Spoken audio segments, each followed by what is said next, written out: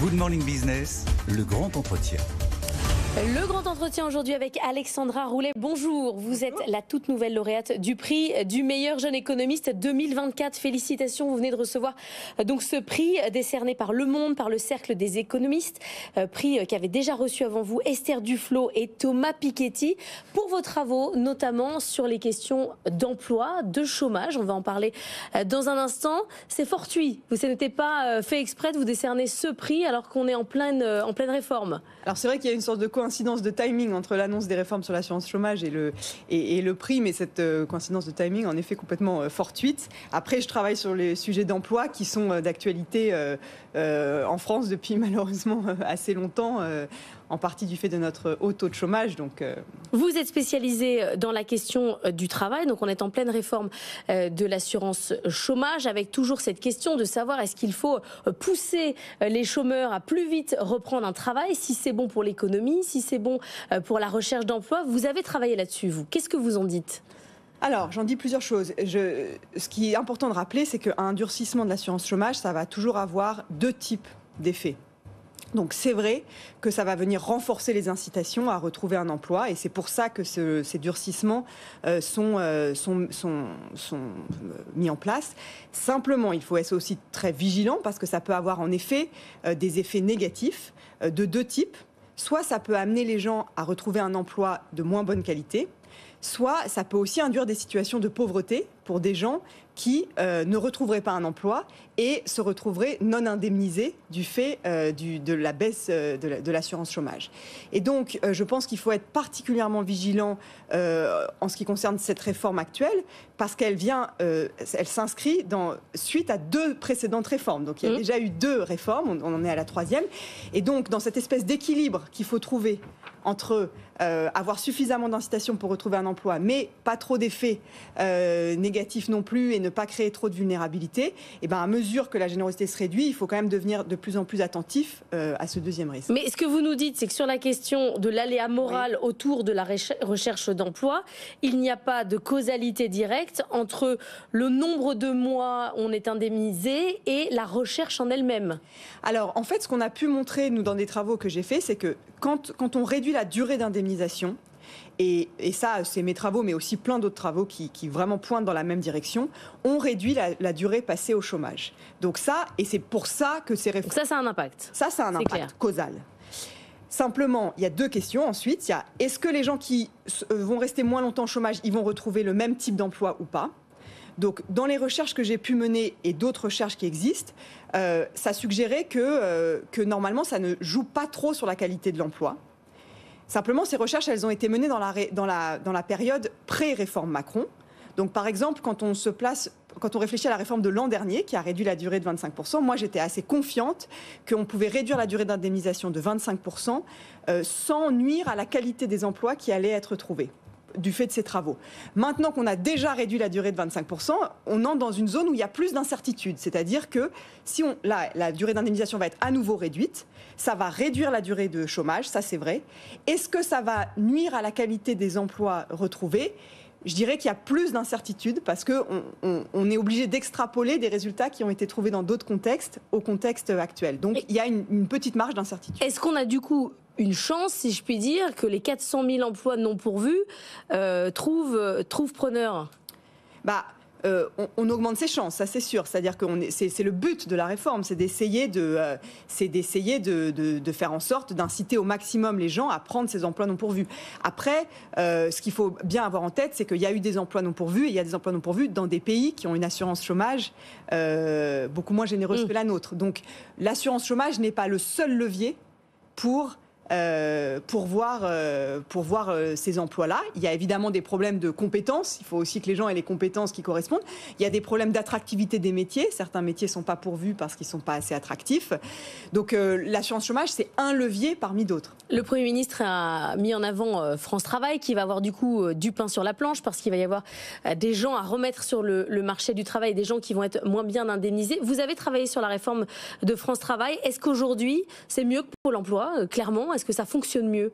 Alors, France Travail, c'est une réforme qui se met en place très, très graduellement. Ce qu'il faut très clairement, toutes les orientations de la réforme de France Travail me semble aller dans le bon sens. C'est-à-dire que vraiment, cette réforme, c'est un bon exemple où on a essayé de tirer parti de toutes les études qui ont eu lieu depuis une vingtaine d'années, qui n'était pas du tout faite en vue de la réforme, mais qui évaluait tel ou tel dispositif. Et on a essayé un peu de faire un espèce de point d'étape de ce qui marche pas, et de dessiner des orientations pour un service public de l'emploi rénové. Donc je pense que Pôle emploi va fonctionner de mieux en mieux. Maintenant, il faut avoir en tête que tout ça se met en place graduellement. Donc c'est pas du jour au lendemain, Pôle emploi est devenu complètement différent. C'est-à-dire graduellement, différentes orientations sont mises en place. Et l'autre spécificité de la réforme, bien sûr, c'est de commencer à traiter le public des bénéficiaires du RSA de façon beaucoup plus intensive et marquée.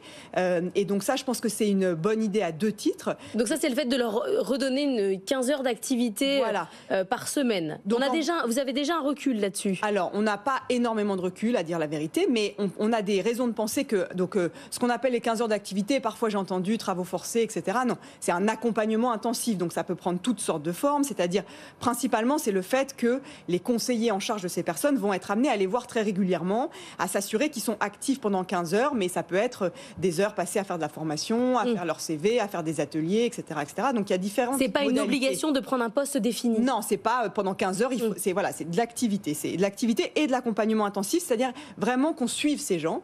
Donc ça, ce genre de dispositif, ça marche, c'est rentable, ça a été prouvé. Après, il y a une question du ciblage, c'est-à-dire que Pôle emploi, France Travail maintenant a des ressources quand même limitées. C'est très intensif en ressources, ce genre de dispositif, parce qu'on accompagne les gens, il faut les voir souvent, donc on voit bien en quoi ça mobilise beaucoup de conseillers et de ressources. Et donc, ce sur quoi je travaille avec France Travail, c'est justement de bien réfléchir à comment cibler au mieux ce genre d'accompagnement sur les personnes pour lesquelles ça peut avoir le plus d'effet. Mais comment on fait du coup? Par exemple, typiquement une question que je me pose, c'est les gens qui se retrouvent au RSA. Beaucoup étaient demandeurs d'emploi quelques années auparavant. Est-ce qu'on n'aurait pas pu prévoir un peu en amont, quand ils étaient demandeurs d'emploi, que ces gens-là avaient des risques de se retrouver dans quelques années au minimum sociaux, et est-ce qu'il ne fallait pas s'occuper d'eux plus en amont, par exemple? Ça, et là, c'est pas l'intelligence artificielle presque qui peut aider à cibler? Alors, c'est vrai que la façon dont on réfléchit à ça, c'est essayer de regarder avec toutes les données dont on dispose. Donc il y a un peu cette composante-là. Les profils types ou... Voilà, il y a cette dimension-là, mais c'est pas l'intelligence artificielle au sens où nous, on réfléchit vraiment à quels sont les mécanismes et les trajectoires qui peuvent amener les gens à se retrouver dans les minimums sociaux. Donc on cherche pas juste à avoir des espèces de warning. Voilà, on cherche vraiment à comprendre les trajectoires. Donc de ce point de vue-là, il y a quand même la réflexion du chercheur. Mais la deuxième chose que je voulais dire, c'est que c'est important d'accompagner les bénéficiaires du RSA aussi parce qu'il y a eu ces réformes de l'assurance chômage. Pour moi, les deux vont vraiment ensemble, parce que comme on l'a dit, les réformes de l'assurance chômage, c'est bien, ça renforce les incitations, mais enfin, ça a quand même un effet potentiellement négatif en termes de pauvreté. Fragile. Il y a un public qui risque de se retrouver fragilisé. Et donc, le fait de parallèlement dire, oui, non, mais d'accord, mais ce public qui risque de se retrouver fragilisé, on investit pour l'accompagner, c'est particulièrement important. C'est-à-dire que c'est vraiment, il faut penser les deux ensemble. Thibaut Gully sera notre invité demain à 8h15, l'architecte de la réforme de France Travail. Un mot sur votre parcours. Vous avez bossé dans les cabinets ministériels. Est-ce qu'on écoute les économistes dans les cabinets ministériels ?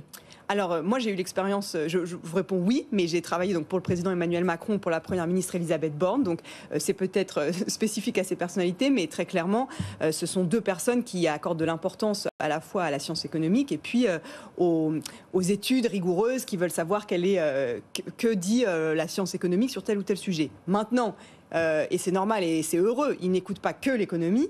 Évidemment, il y a tout un tas de critères à prendre en compte. Donc la plupart de ces décisions, on parlait de l'assurance chômage, mais l'assurance chômage, elle a une dimension sociale. Bien évidemment que les conseillers sociaux sont en première ligne là-dessus. Elle a une dimension politique, elle a toutes sortes de dimensions. Et donc la dimension économique est une dimension. Vous avez une compétition d'influence entre conseillers? Non, enfin oui, c'est-à-dire moi j'ai plutôt fait l'expérience de très bien collaborer avec tous ces autres conseillers, mais très clairement de me rendre compte que l'économie était une dimension parmi d'autres. Il y a aussi une dimension juridique très importante dans les sujets. Vous l'avez fait 1 an, en vous mettant en disponibilité de votre travail de recherche. Vous recommenceriez? Tout à fait, tout à fait. J'ai eu l'impression d'essayer de me rendre utile. Et puis, c'est deux métiers qui n'ont rien à voir. C'est des temporalités totalement différentes, si ce n'est opposées. Il y a un temps très long, celui de la recherche, un temps de l'immédiateté, qui est celui de la décision politique. Donc, mais je pense que c'est deux mondes qui gagnent à échanger, qui échangent de plus en plus, et ça, il faut s'en féliciter. Et c'est vraiment, et je pense que c'est important aussi pour les académiques, les universitaires, de pouvoir avoir des expériences un peu plus concrètes. Je pense que ça les rend plus pertinents après dans leurs travaux de recherche. Merci beaucoup Alexandra Roulet d'être venue ce matin dans la matinale de l'économie, lauréate du prix du meilleur jeune économiste 2024.